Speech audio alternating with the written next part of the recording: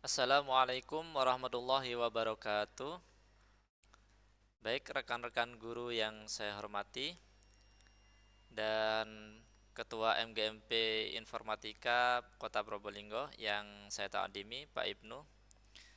Izin kelompok kami, kelompok 4 terdiri dari Pak Ferdi, Bu Anjar dan saya sendiri Rofianto akan mendeseminasi modul 4 terkait komunikasi melalui tools kecerdasan artifisial. Oke, alasan atau latar belakang dari modul ini yang pertama adalah dunia pendidikan kini tak lepas dari teknologi berbasis AI.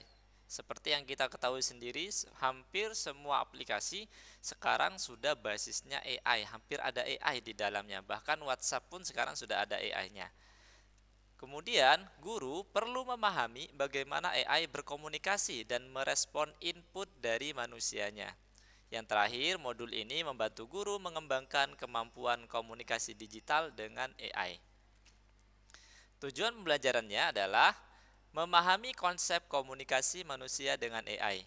Yang kedua, mampu menyusun prompt efektif untuk AI. Yang ketiga, menerapkan simulasi komunikasi AI di kelas menggunakan PictoBlocks. Terakhir, menumbuhkan kesadaran etika dalam penggunaan AI itu sendiri. Nah, konsep dasar komunikasi dengan AI bekerja seperti sistem komunikasi, di mana kita harus menginput sesuatu kemudian diproses sehingga menghasilkan output. Di mana input itu sendiri berarti pengguna memberikan perintah kepada AI-nya. Kemudian AI menganalisis konteks dan makna dari perintah yang kita masukkan. Yang terakhir, AI akan memberikan jawaban sesuai logika data yang sudah dianalisis.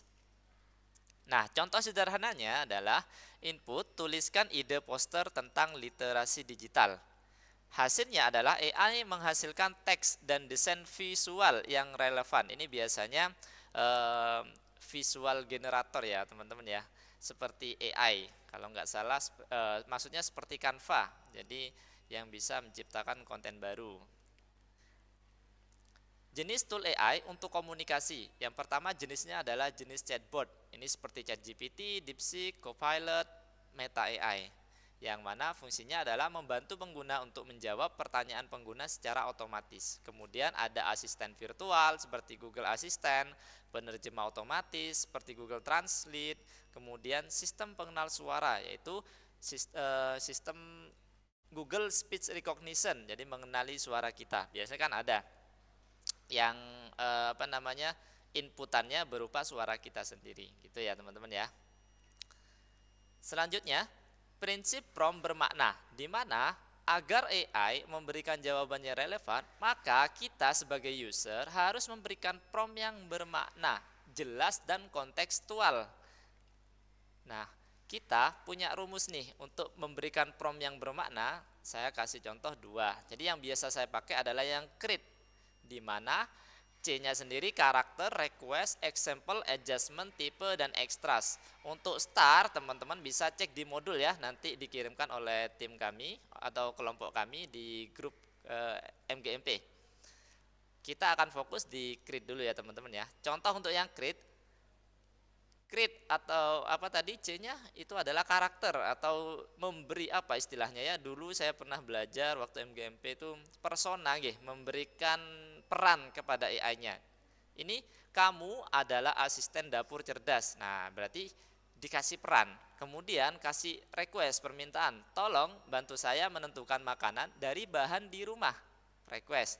Jika saya punya telur dan roti, sarankan omelet roti atau sandwich. Itu apa tadi E-nya? E-nya adalah contoh. Nah, adjustment gaya bahasanya gunakan bahasa sederhana seperti untuk anak SMP. Dan yang terakhir tipe atau ekstras. Tipe ekstras ini batasan ya teman-teman ya. Berikan 3 ide makanan beserta langkah singkat tanpa alat rumit. Nah, ini contoh prompt bermakna sesuai rumus CRIT. Oke, kita punya studi kasus. Nanti kita akan menggunakan PictoBlock di mana kasusnya adalah kita di rumah, punya beberapa bahan makanan. Jadi kan ada biasanya kalau anak orang tuanya kerja, mereka masak sendiri. Tapi terkadang mereka dengan bahan-bahan yang ada bingung mau buat apa. Kita akan buat aplikasi seperti tersebut atau komunikasi terkait kasus tersebut. Solusinya adalah gunakan AI ChatGPT di PictoBlock untuk ide makanannya. Nah, alur prosesnya adalah yang pertama, ini simple ya teman-teman ya. Yang pertama adalah buka PictoBlock dan aktifkan ekstensi ChatGPT. Bentar lagi kita akan coba yang sederhana. Yang kedua, gunakan spread untuk menghasilkan untuk membuat inputnya dan outputnya. Ini seolah-olah spreadnya si Tobi itu menginput dan mereka setelah dapat dari ChatGPT akan ditampilkan oleh si Tobi. Kemudian masukkan prompt bermakna sesuai yang kita bahan-bahan yang ada. Lalu kita jalankan program dan lihat hasilnya. Oke, teman-teman, kita akan buat sederhana dari praktek yang ini ya teman-teman ya. Yang pertama kita buka PictoBlock. Oke, dari tugas yang tadi ini sudah saya buatkan untuk mengikuti langkah-langkah yang tadi. Namun ini agak kompleks. Sudah saya modifikasi sedikit, kita akan coba ya. Nah, seperti ini kita full screen dulu. Alan, aku tabi сейчас pintai. Aku akan bantu kamu cari ide masakan dari bahan yang ada di rumah. Silakan masukkan bahan yang kamu punya di rumah. Nah, seperti itu teman-teman. Jadi saya men-setting agar si Tobi menyapa pengguna terlebih dahulu. Nah, baru kita masukkan bawang, nasi, dan udang. Nah, gini. 1. Nasi goreng udang bawang. Tumis bawang dan udang kering garam. Masukkan nasi dan aduk hingga merata. Tambahkan bumbu secukupnya dan cairkan. 2. Udang goreng bawang. Balur udang dengan tepung dan bawang goreng. Goreng hingga cok. Nah, baik. Kita akan Latan, coba cairkan dengan saus sambal dan taburan bawang goreng. Semoga hasilnya resep menu dapat membantumu. Oke, yang pertama kita file new lagi. Oke, sambil menunggu teman-teman, informasi buat teman-teman untuk PictoBlock ini itu menggunakan kredit ya. Di sini ada kredit. Jadi setiap kita menjalankan atau mengenerate sebuah aplikasi, kreditnya selalu akan berkurang. Ya, jadi nanti kreditnya 0, kita nggak bisa mengenerate game lagi. Terpaksa harus daftar menggunakan email lagi. Nanti tips dan triknya kita bisa berbagi di kesempatan selanjutnya. Oke, yang pertama teman-teman membutuhkan sebuah biasanya saya menyebutnya itu trigger atau pemicu.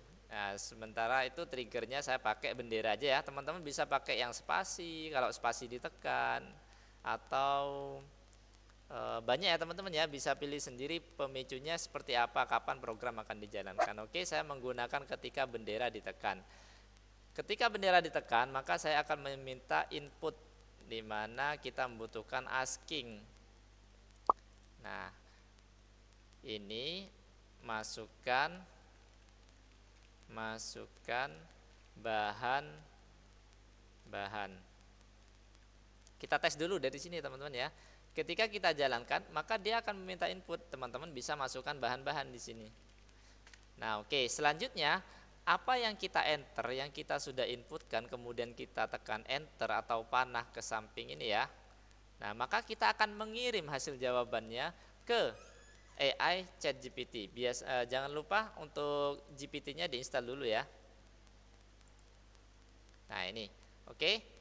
Setelah itu kita membutuhkan sebuah asking. Nah, ini teman-teman ya. Nah, masukkan bahan-bahan, berarti kita kan hanya mendapat info bahan-bahan, berarti promptnya kita masukkan di sini. Kebetulan saya sudah bikin prompt sesuai dengan metode create. Jadi seperti ini ya. Nanti bahan-bahannya akan ditambahkan di sini teman-teman.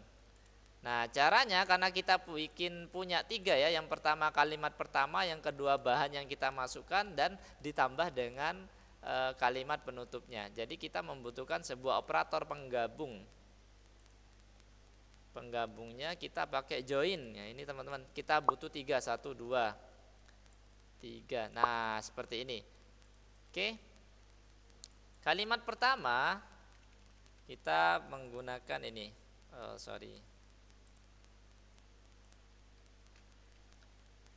Oke, ini untuk kalimat yang pertama. Kemudian kita gabungkan dengan jawaban dari masuk input yang sudah kita masukkan. Di mana dia disimpan di answer. Kemudian kita gabung dengan kalimat terakhir. Nah, maka di bagian bahan-bahan tersebut kita bisa fleksibel sesuai apa yang kita masukkan di sini. Gitu. Oke, selanjutnya setelah kita mengirim ke ChatGPT, maka kita minta untuk ChatGPT untuk merespon.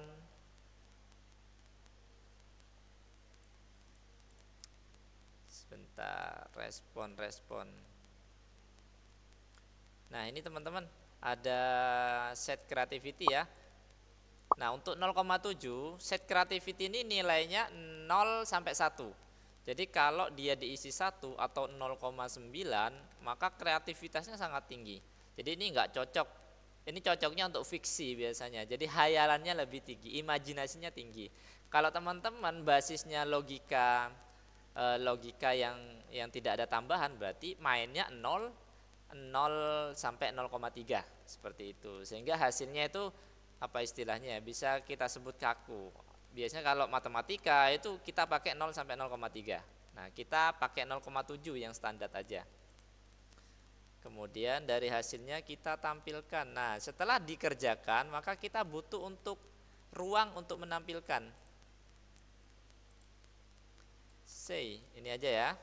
Kita pakai say, kemudian kita tampilkan hasil responnya. Get AI respon. Nah, kita tampilkan selama kita kasih 3 detik aja. Oke, sampai di sini harusnya programnya sudah jalan. Program sederhana kita tes ya. Nah, masukkan bahan-bahan: bawang, nasi, tepung. Nah, kita iseng aja, coba kita enter. Nah, dari ketiga bahan itu kita diberi terlalu cepat. Kalau terlalu cepat waktunya ditambahin ya. Kita bisa pakai 10 mungkin, 10 detik. Bawang, nasi, tepung.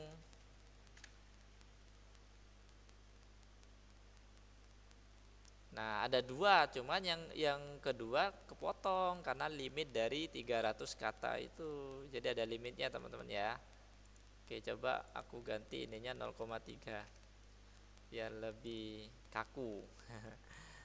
Bawang, daging, dan nasi.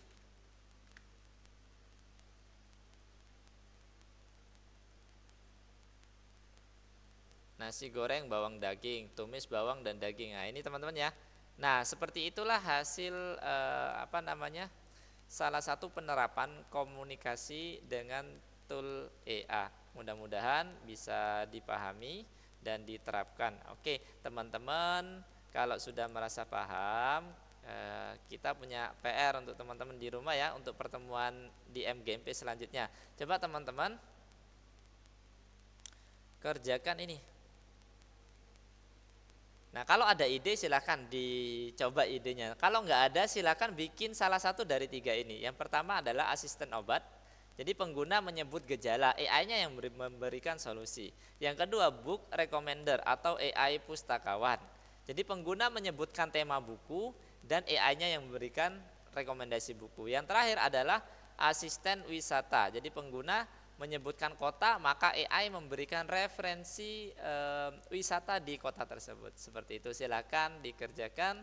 Mudah-mudahan teman-teman diberikan kesehatan dan diberikan kemudahan dalam belajar. Kurang lebihnya saya mohon maaf. Terima kasih. Assalamualaikum warahmatullahi wabarakatuh.